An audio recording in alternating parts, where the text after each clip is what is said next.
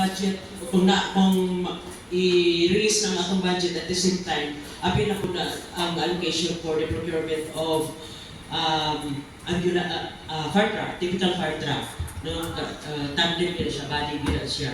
Then, ang ambulance, naapod na sa ang programming, pero giuna na mo karon ang fire trucks and fire station.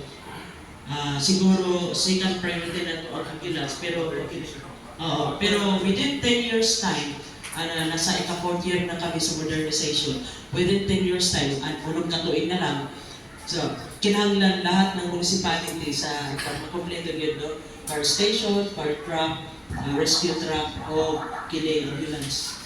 That is why, Ma'am Director of kahit, so this is a follow-up as a member of this collegial body. All requests from the local chief ECD be approved. Mayor ang relasyon sa barangay o sa